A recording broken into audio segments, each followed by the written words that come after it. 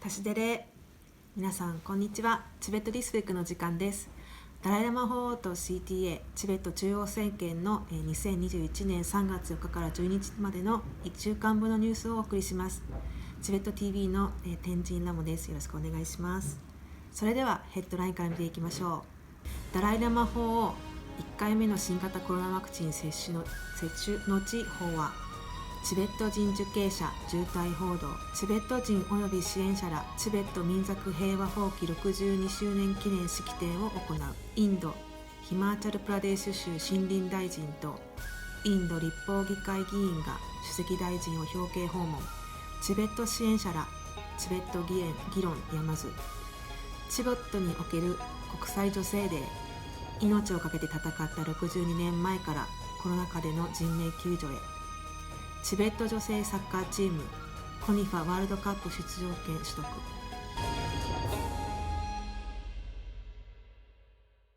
ダライラマ法王は3月6日、ダラムサラのソナル病院で1回目の新型コロナウイルスのワクチンを接種しました。さらにより多くの人々が危険から守られるよう、すべての接種対象者、特に重症化しやすい基礎疾患を有する方々は進んで接種するよう呼びかけられました。My trusted friend, including doctor, they suggest should take this injection. So, in order to prevent some serious problem, this injection is very, very helpful. Very good. So those other patient also should take this injection for greater benefit. So that's very important. So I took that. So I want to share. More people should have courage to take this injection. ダライラマ法王は3月11日から2日間にわたりオンラインでナーランダ僧院の17人の成就者たちへの祈願文および修行道の3要素に関する法話を行われました。ダライラマ法王は接種前の5日、パーリ語とサンスクリット語の伝統に基づく絵学、上学、医学の3学の実践修行についての国際仏教徒オンライン会議の開会式で法王公邸から基調講演を行われました。中国当局は危機的な健康状態にあるとされるチベット人受刑者カンプ・リジェニマ氏30歳を釈放しました。 RFA ラジオフリーアジアによると、カンプ氏は中国の四川省に併合された丹後県において2月25日の刑期満了日より1年早く釈放されました。カンプ氏は中国による支配に対する平和的な抗議活動を行ったことにより逮捕され、社会の安定を妨害し分離主義を扇動したとして2012年に懲役10年の刑を宣告されました。また丹後僧院の僧侶であるタス・ダルケ氏とナムギャル氏の2人を含む約 10名が懲役12年から14年の刑を宣告されたと報じられています。世界中のチベット人及びその支援者らは3月10日、各地においてチベット民族平和放棄62周年記念式典を行いました。チベット民族平和放棄62周年記念式典において、首席大臣は犠牲となった無数のチベット人に哀悼の意を表するとともに、チベット民衆に対しチベット人受教者らの命を決して無駄にしてはならない、団結しチベット問題を国際社会のプラットフォームに押し上げようと強く呼びかけました。チベット亡命議会議長ペマ・ジュンレ氏は国連人権理事会に対し、先日釈放された言語ヨガ家のタシ・ワンチョク氏の容体が未だに確認できていないなど注目を浴びている事例とともに、パンチェンラマ11世をはじめとするすべての受刑者の釈放に言及し、中国によるチベット圧政に対し必要な措置を講じるよう強く要求しました。イタリアのチベット支援国会議員連盟はイタリアのローマのイタリア議会会議室においてチベット民族平和法規記念日記念行事を行い、 CTA 中央チベット宣言のロブサン宣言主席大臣がオンライン記者会見に招聘されました。ナンシー・ペロシアメリカ下院議員はチベット民族平和法規記念日にあたり声明を発表し、商業的な利益に支配されることなく中国における人権問題に対して立ち向かうよう呼びかけました。台湾においては全国から34を超える NGO 団体が台湾チベット福祉協会及びチベット人権ネットワークが主催する大規模な集会に集い、チベット民族平和法規記念日を記念しました。チェコ共和議会はチベット民族平和法規62周年を記念し、チベット国旗を議員会館に掲揚しました。史上初の試みとなりました。同様にグリニッジ王室特別副首長リンダ・バード評議員、副首長デビッド・ガードナー評議員及び CTA ロンドン代表部事務所のソツツェニング・フラン代表は、ロンドン南東部に位置するウーリッチ市市庁舎においてチベット国旗を掲揚しました。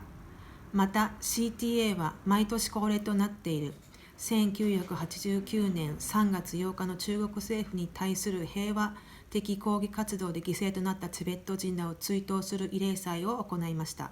インド・ヒマーチャル・プラディス州ラケシュ・パタニア森林大臣及びシュリ・ビシャル・ネリアンの立法議員は今週月曜日、ダラムサラのロブサン宣言主席大臣を表敬訪問しました。スマートシティ戦略及びダラムサラの包括的な開発計画に関する議論の中で、主席大臣はダラムサラへの観光客数の継続的な増加に伴い、現地の空港施設もさらに改善していくよう提言しました。さらに主席大臣はパタニア大臣に対し、ダラムサラ及びその周辺に居住する現地の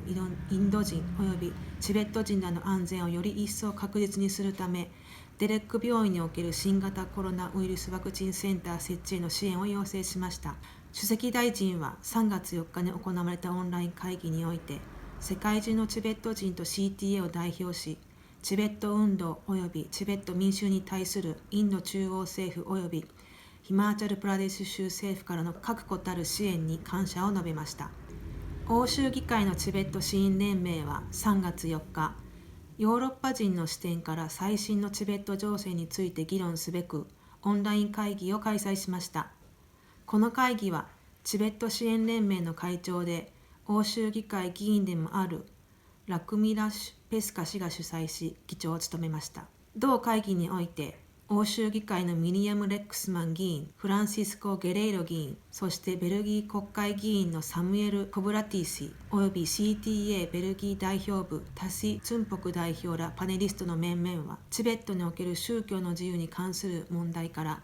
EU 中国投資包括的協定や強制労働収容所問題を含むチベットにおける最新の人権状況にまでテーマを掘り下げ、議論を繰り広げました。また翌日の3月5日には、リトアニア議員チベット支援グループの議員ら主催のオンライン会議において、チベットの発展状況や直近に迫った選挙など、チベット関連情報についての議論が交わされました。CTA は、現代のチベット人女性のその努力をたたえ、過去における功績を祝福しました。CTA は、1959年3月12日、中国共産党によるチベットの不法占拠への抗議で多くのチベット人女性らが犠牲となった事実を認め、新型コロナウイルスの世界的流行に最前線に立つ女性らに感謝を述べました。国際女性デー記念式典において、チベットの医療専門家らは、コロナウイルス下の世界で地域社会における活動経験をシェアし、女性の地位向上に関する論文コンテスト入賞した学生らの表彰式が行われました。また、WED 中央チベット政権ウィメンズエンパワーメントデスクは、昨今の世界的な危機状況においてチベット人女性らは希望の光であるとし、その役割の重要性を訴えました。新型コロナが世界に蔓延する中、チベット人女性はコミュニティの最前線に立ってきました。さらに WED は新型コロナウイルス特別部隊に任命されたスタッフのうち、ボランティア及び有給スタッフを含めた全体の 80% が女性であるという中央チベット政権厚生省によるデータも示しました。女性主導による組織は地域社会において保護や支援を必要とする人々を助け、そして貢献してきました。国際女性デーにあたって WED は短期でかつ長期的、そして回復段階も含めたあらゆる領域やステージにおける感染症対策において、政策レベルの意思決定に関わるすべてのプロセスにおいてより多くの女性が参画されるよう訴えました。2021年の在スイスおよびリヒテンシュタインチベット地方議会選挙において史上初8人のチベット人女性が当選しました。女性議員がたった1人であった前期であったところ、これで女性議員が全体議員の3割以上を占めることになります。これらの女性議員の大半は今回初当選となり、チベット言語及び文化保護政策、そして促進事業に力を注いでいく方針です。スイスとリヒテンシュタインのチベット人地域社会は、インド、ネパール、そしてブータン外部で設立された唯一の地方議会であり、議長と副議長を筆頭に25名の議員から構成されます。チベットスポーツ協会は2021年6月23日から30日までルーマニアで開催されるコニファ独立サッカー連盟女子サッカーカップへの出場権を得たと発表しました。これはチベット女子サッカーチームにとって初のコニファワールドカップ出場権獲得になります。チベット男子サッカーチームは2018年にすでに出場しています。今回のニュースは以上です。今日もご覧いただきありがとうございました。